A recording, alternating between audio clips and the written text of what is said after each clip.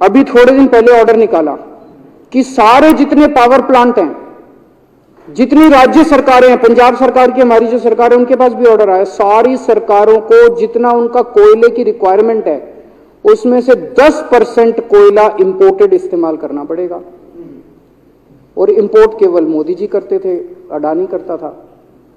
तो इसका मतलब आपको 10% अपना कोयला कंपल्सरी, जरूरत नहीं है आपको कोयले की, लेकिन 10% कोयला आपको अडानी से खरीदना पड़ेगा। हमारे देश का कोयला 2000 रुपए टन है, इंपोर्टेड कोयला 20,000 रुपए टन है। 10 गुना दाम के ऊपर आपको अडानी से यानी कि मोदी जी से कोयला खरीदना पड़ेगा। इन्होंने सुप्रीम कोर्ट का एक और, जब कोयला घोटाला हुआ था अपने देश के अंदर, तो सुप्रीम कोर्ट ने आदेश दिया था कि अब कोयले की खदानें किसी भी प्राइवेट वाले को नहीं दी जाएंगी, सारी खदानें सरकारें। तो इन्होंने कुछ खदानें राजस्थान सरकार को दे दी, कुछ खदानें छत्तीसगढ़ सरकार को, कुछ खदानें पंजाब सरकार को, सरकारों में बांट दी। बाकी पूरे देश में केवल राज्य सरकारों के पास खदानें हैं। केवल अडानी के केस में उन्होंने एक्सेप्शन करके अडानी को कोयले की खदानें दे दी, और उसमें भी ऑर्डर कर दिया कि 4000 कैलोरी से कम वाला कोयला जो है उसको रिजेक्टेड माल माना जाएगा, जबकि वो सबसे अच्छा कोयला माना जाता है, और वो रिजेक्टेड माल इसको फ्री में मिलता है। तो कम से कम 2800 करोड़ रुपए का कोयला हर साल फ्री में मोदी जी ले जाते हैं। 2800 करोड़ रुपए का कोयला हमारी खदानों से हर साल मोदी जी निकाल के ले जाते हैं। 2014 में, अभी जो अतिशी जी ने कहा, 2014 में अडानी जी की यानी कि मोदी जी की जायदाद 50,000 करोड़ की थी। 7 साल बाद इनकी जायदाद हो गई 11.5 लाख करोड़। मोदी जी इतना पैसा लेके कहां जाओगे? 11.5 लाख करोड़ रुपए की जायदाद, 7 साल में इतना लूट लिया आपने देश को। 2014 में 609 नंबर पे थे, अब ये सेकंड रिचेस्ट बन गए, अब रिचेस्ट बनना चाहते हैं ये तो। लेकिन कुदरत है, कुदरत तो बड़ी ताकतवर है। किसने सोचा था एक दिन हिंडनबर्ग रिपोर्ट आएगी और 24 घंटे के अंदर सारा तहस नहस हो जाएगा। 1947 से लेके 2014 तक 67 साल में भारत देश ने, सारी सरकारें जितनी आई सबने मिलके 55 लाख करोड़ रुपए का कर्जा लिया था भारत सरकार ने। 2014 से 2022 7 साल के अंदर 85 लाख करोड़ रुपए का कर्जा ले लिया, दुगने से भी ज्यादा। जितना 67 साल में लिया था उतना 7 साल में ले लिया। ये पैसा गया कहां? ये पैसा गया कहां?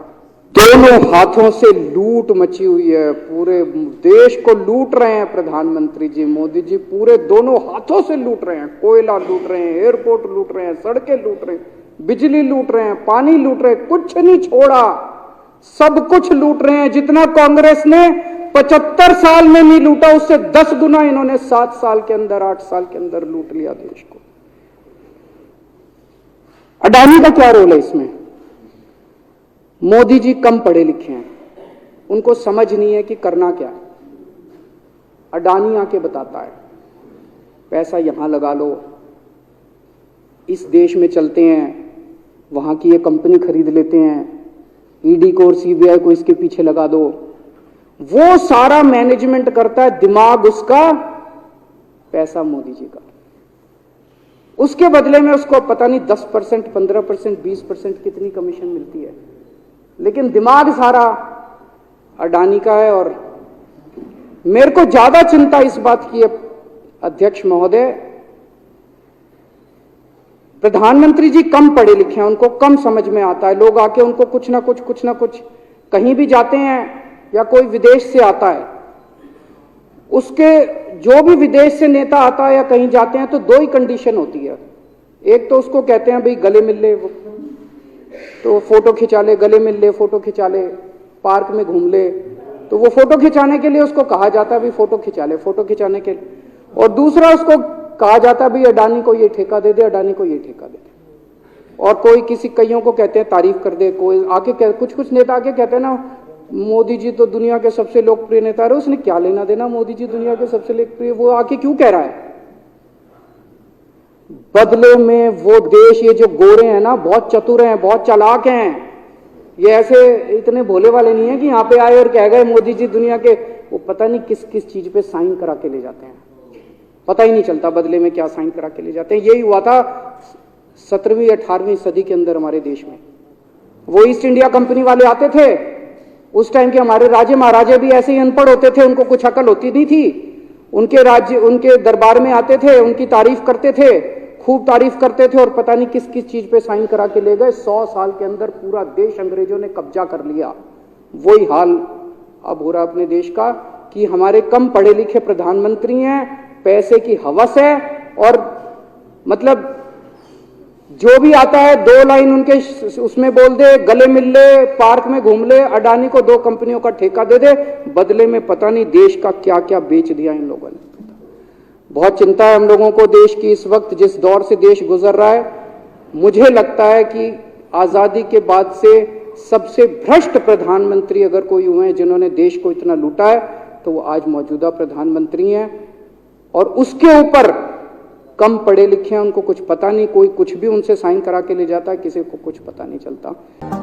জুয়েলার্স মানে B Das and sons jewellers. নতুন রূপে নতুন সাজে কাঁচরাপাড়ায় এক্সক্লুসিভ অলংকার ডিজাইন ও ভরপুর কালেকশনের সম্ভার নিয়ে B Das and sons jewellers. নতুন রূপে নতুন সাজে। কি ভাবছেন ফ্যামিলি নিয়ে কোথায় রসনা তৃপ্তি করবেন? আর চিন্তা নেই, রসনা তৃপ্তির সেরা ঠিকানা হোটেল ইউ2, যেখানে রয়েছে ফ্যামিলি রুফটপ রেস্টুরেন্ট, সঙ্গে থাকছে multi cuisine restaurant. Pool party সুবন্দোবস্ত রয়েছে ইউ2তে।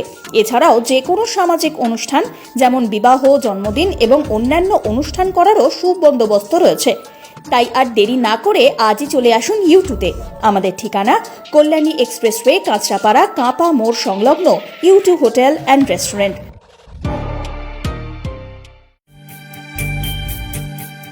কিরে তোদের হলো?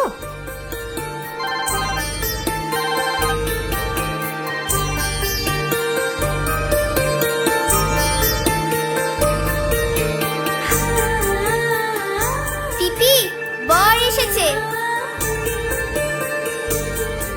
পড়ে যাবি তো।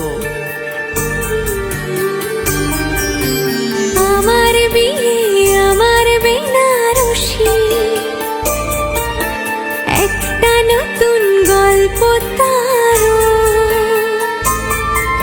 মন ছুঁয়েছে মনের মানুষ, স্বপ্ন যে আজ রঙিন আরো।